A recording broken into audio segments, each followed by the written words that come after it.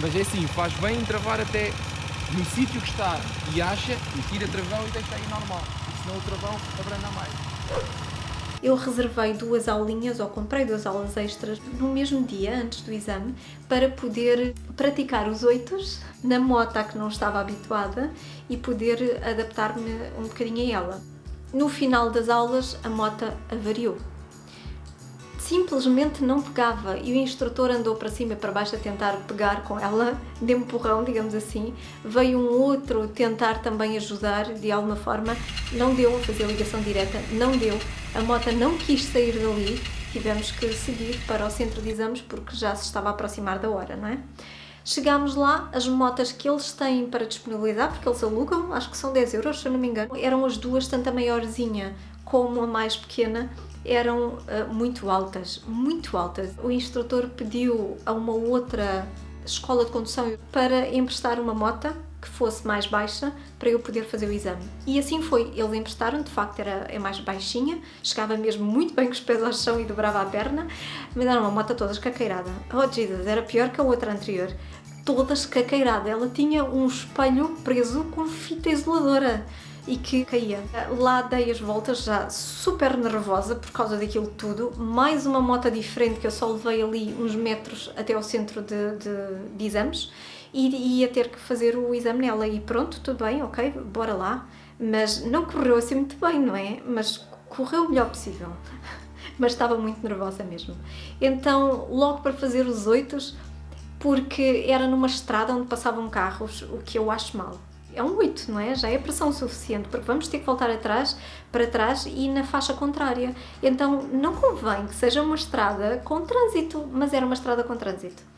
Então, logo no primeiro 8, na primeira volta, tive que parar e pôr os pés no chão porque vinha um carro de frente. Porque eu ia entrar na faixa dele, não é? Na faixa contrária.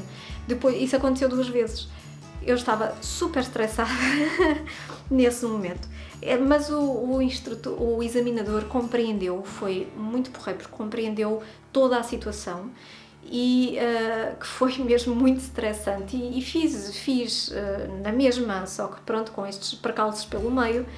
O que é que eu aproveitei, e fica aqui a dica também, para fazer, como aquela estrada onde passavam carros e foi para fazer o 8, ela tinha, digamos que, uma entrada para um estacionamento assim fora, não é? E tinha ali não era um passeio, mas um separador, não é? Altinho, com relva e tinha então essa entrada. Então tinha 2 zonas onde não tinha passeio, não tinha esse separador, porque era a entrada e a saída desse estacionamento por fora. Aproveitei para fazer as voltas do 8 na direção dessas entradas, porque o 8 pode ser tão comprido ou tão curto quanto nós queiramos, não é? Então eu aproveitei essas entradas para não interferir aqui psicologicamente o facto de haver ali um murinho com um separador.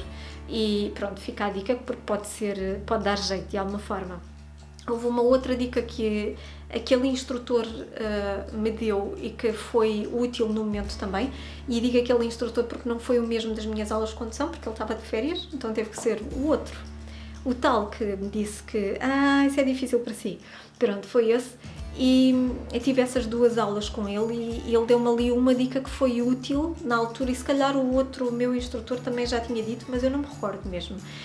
Mas ele disse-me que era mais fácil se não fizesse os 8 em primeira, se fizesse em segunda, porque em primeira a moto tem mais a tendência a dar aquele solavanco, e de facto foi muito, muito mais fácil fazer os 8 em segunda do que em primeira. E pronto, e foi isto. Então passei no exame e resolveu-se assim, mas foi muito atribulado, mesmo. Mas pronto, correu tudo pelo melhor.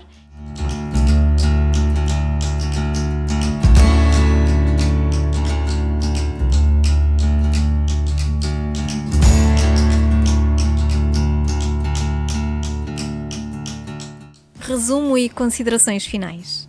Uma vez que tinha alguns receios antes de tirar a carta, a primeira coisa que fiz foi dirigir-me à escola de condução, a que escolhi, e perguntar se me podia sentar em cima da moto em que teria as aulas, para perceber se eu a conseguia levantar, se seria muito pesado ou não, se chegaria bem com os pés ao chão, mais importante, se me sentia à vontade para aprender a conduzi-la.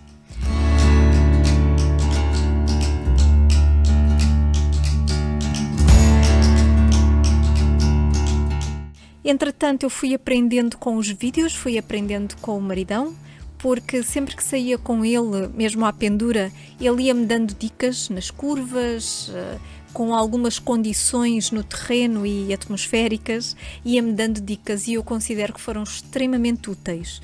E tudo aquilo que fui ouvindo, quer dele, quer de amigos, eventualmente, quer dos vídeos que ia vendo, me foi entrando, não é? Foi ficando até mesmo antes das aulas de condução.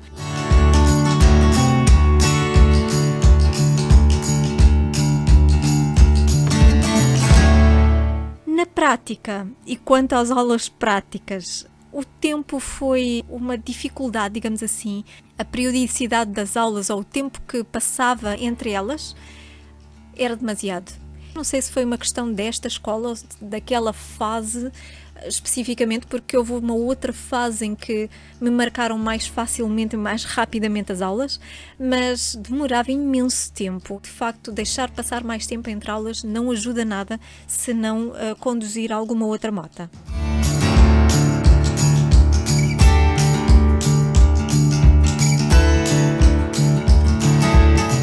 As condições, eu julgo que foram importantes, quer aquelas que apresentou o instrutor, porque ele foi muito ao meu ritmo e isso é muito importante.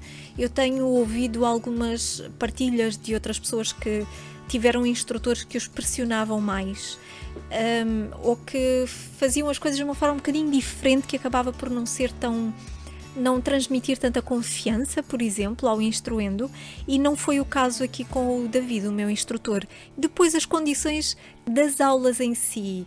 Também foi interessante conduzir à noite, tive muitas aulas à noite, como deu para ver pelos vídeos. Tive aulas com chuva, alguma, não é? E eu gostei. E também tive aulas em que o maridão também foi, ele ia na moto atrás.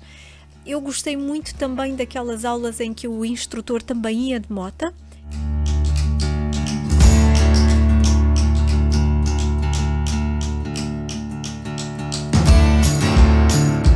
O que ajudou exponencialmente neste processo a avançar foi o momento em que eu peguei na scooter para a levar para o trabalho. Houve uma altura em que o carro teve que ir para a oficina, até calhou bem, e tinha mesmo que pegar na moto. Então eu passei a levá-la e foram uns 2 meses e meio ou 3 meses a levá-la diariamente para o trabalho, o que ajudou bastante neste processo, porque me senti mais rapidamente, mais à vontade, mais confiante com os outros carros, nas curvas, nas rotundas, enfim, por aí. E foi muito bom.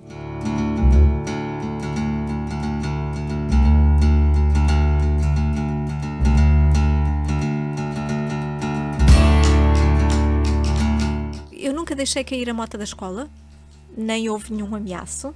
Eu deixei cair 2 vezes a scooter, e foram em situações em que subi passeios. Numa foi a subir o passeio e a curvar, porque tinha que virar em cima do passeio, que era para estacionar um pouco mais à frente, e eu deixei-a, pronto, estava mais tombada, mais inclinada, digamos assim, e eu deixei-a cair. E a outra vez foi também, tinha acabado de subir para cima do passeio, entretanto avancei um bocadinho mais, e uma das rodas da frente, porque a scooter que eu conduzia é uma Tricity, uma das rodas da frente desceu o passeio, a outra não, e como a desequilibrou eu tive a necessidade de pôr o pé no chão, mas como estava em cima do passeio faltou-me chão, não é? Porque eu sou baixa. Então, resumindo e concluindo, a moto caiu. Mas foi interessante para fazer algumas aprendizagens quanto aos passeios e à inclinação da moto, ou à curva, à paragem, quando ela está um pouco mais, ou com o guiador virado, não é? Mas também foi interessante para perceber que nós conseguimos mais quando tem de ser, não é? Do que aquilo que nós pensamos muitas vezes. Eu achava que as motas são pesadas e se ela cai ao chão eu não consigo apanhar, mas na verdade eu consegui levantá-la do chão. A roda de trás estava em cima do passeio e as da frente estavam na estrada, ou seja, ela estava mais inclinada, estava a descer, não é? E ainda custava um bocadinho mais por causa disso, mas não foi isso que me impediu de levantar a moto. Eu levantei-a sozinha e para cima do passeio, e fantástico, serve para nós percebermos também, com a adrenalina no momento, e porque tem que ser, serve para percebermos que, se for preciso, estamos lá e é para aquilo que der.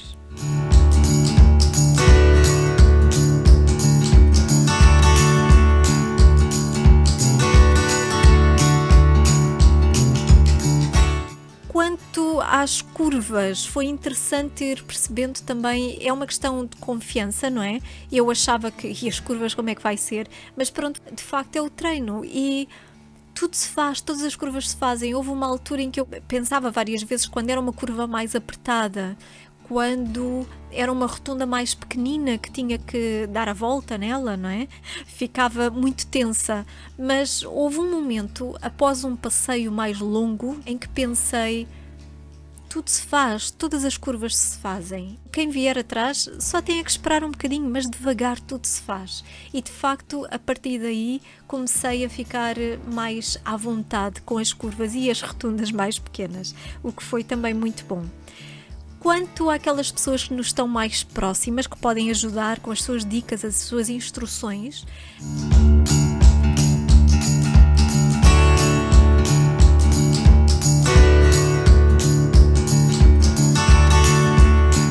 quando é alguém que nos está muito próximo emocionalmente, não é?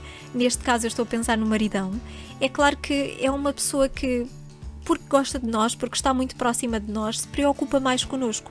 Então é natural que vá dar algumas dicas ou conselhos do estilo: cuidado, não faças isto, olha, cuidado agora, olha, cuidado com, não é? E este tipo de sugestões não são úteis enquanto estamos a andar.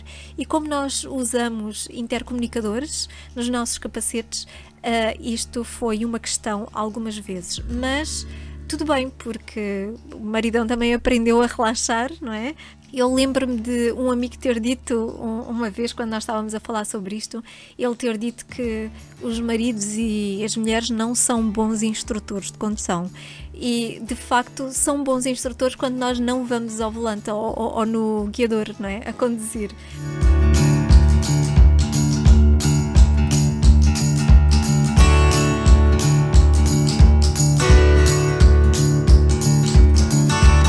De resto, o equipamento também convém que seja muito confortável.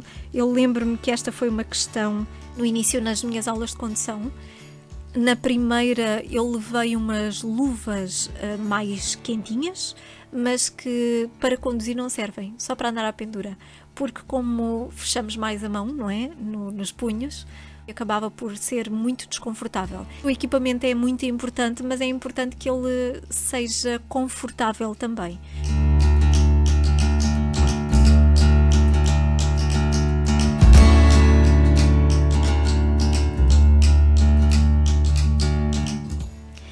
E esta foi a minha experiência. Espero que possa ajudar alguém que esteja a pensar em tirar a carta de moto, que tenha algumas dúvidas, alguns receios, ou simplesmente que possa aproveitar aqui de alguma forma alguma destas dicas que possa ser-lhe útil. Só por isso já valeu a pena esta partilha, mas também para lembrar, não é? Porque gostei muito de recordar estes momentos e de partilhá-los aqui consigo. Então, por hoje é só. Até breve, boas curvas, boas retas, boa viagem.